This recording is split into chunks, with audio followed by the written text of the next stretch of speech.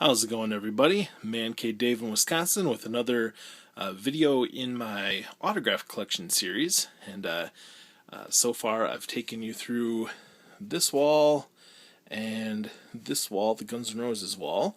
So I'm going to take you through just a few more here. And so up first, this is a record that I actually bought at a record store that came pre-signed. Jackie Green. I hate to admit that I actually know absolutely zero songs by this guy, but I bought it when I first started collecting autographs, and so I thought it was kind of cool that it was like a limited edition, already signed version. Then we have Candlebox, Lucy, signed by the guys.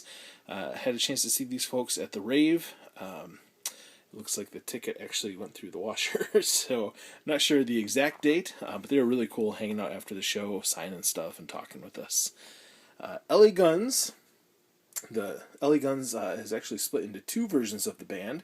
One fronted by the original lead singer, Phil Lewis, and then one with Tracy Guns, the lead guitarist, who was the Guns behind Guns N' Roses before Slash took his place. Anyway, this is the Cocked and Loaded LP. They performed at the Back Bar in Janesville, Wisconsin. I hate to admit it, but I actually couldn't make this show. But Bob, the owner, real good guy, he took pity on me and took some of my stuff and had Tracy sign it for me. So that was pretty exciting. Let's see, what do we got up here? Poster signed by Franz Ferdinand. I won a contest when I was in Milwaukee at the rave to go and meet them. So they signed this and a record for me, which I'll show you in just a minute. And then 1021, the record station, or a radio station rather, in Milwaukee, has these big snow shows. And so this is one from a few years back, and I actually raffled these off from the radio station, and I won this one. And it's signed by a bunch of folks from My Chemical Romance, as well as Tim here on the right side from Rise Against. So My Chemical Romance and Rise Against. Down here, we have a gig poster from the Back Bar for Adler's Appetite. I know it's kind of hard to see behind the video game stuff here. But we have Steven Adler from Guns N' Roses, Alex Grassi from Quiet Riot. He was very intoxicated this night. I don't think he really wanted to sign it. What was his name? Stitch. Rick Stitch, maybe? Something Stitch. He was the second lead singer I saw with him. The first one was a guy named Tarsha, and then this guy. And then we had Michael Thomas from Faster Pussycat. And you can't really see it, but Chip Zanoff is down there on bass. And then we have Velvet Revolver signed poster by everybody except for Scott Weiland. And this was something I also got from the radio station 1021 that sponsored this show. So signed by Slash and Duff. Who else we got here? Matt Sorum and Dave, the other guitar player. But unfortunately not signed by Scott Weiland. The Junk Room, a bunch of books.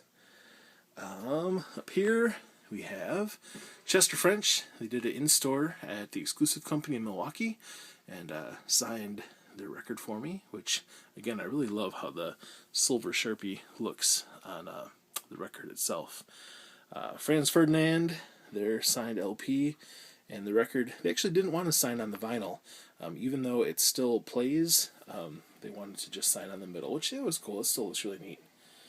One of the first shows I went to when we moved from Milwaukee was the Breeders, and it's some excellent glare of my work area, I know, but this is the album. They signed both the cover as well as the LP, so that was pretty neat. Then over here, LA Guns. I had a chance to see them back in Michigan.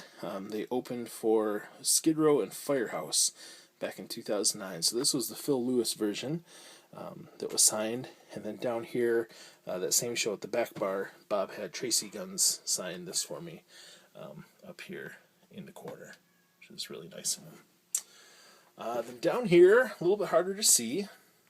I know it's kind of strange. I like these hard metal bands, but I have a soft spot in my heart for George Winston, who's just a beautiful piano player, stemming back to some friends of mine in college who turned me on to him. So we have December here, and then Autumn, both signed by George Winston.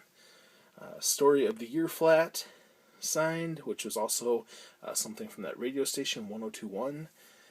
Rat, signed by Stephen Piercy when I saw him back in 2009 at the rave. Here's another one. He signed it in silver first, but it didn't really take. So then he signed over it in black. Another Rat album signed by Stephen Pearcy. And then up here, Guns N' Roses, The Spaghetti Incident, from when I met Gilby Clarke at Summerfest. We've got the lining signed by Gilby, a set list from his show, and then he signed the actual vinyl itself. There's my Summerfest ticket.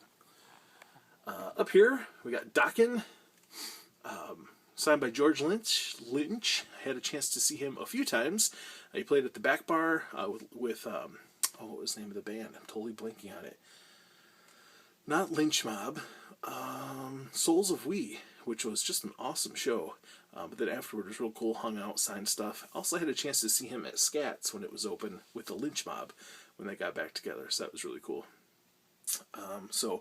With Scats, Rick Dries is the promoter's name. He brought in a lot of great shows, so hopefully we'll see some more from him in the future.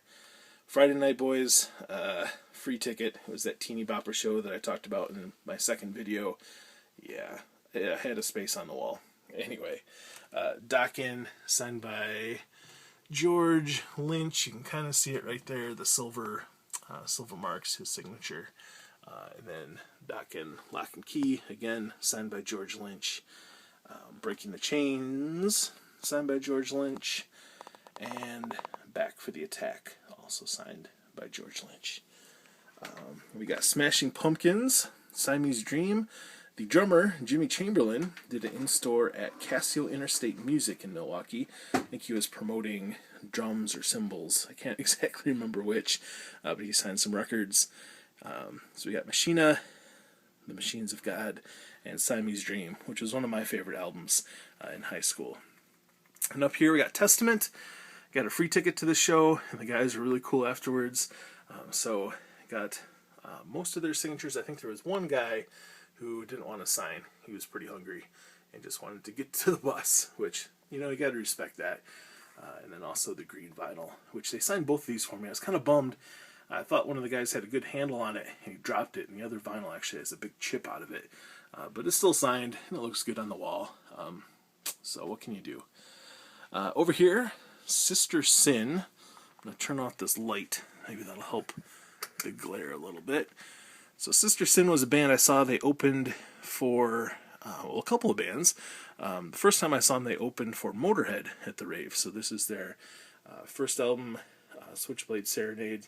Got to meet all of them. They signed it, which they were okay.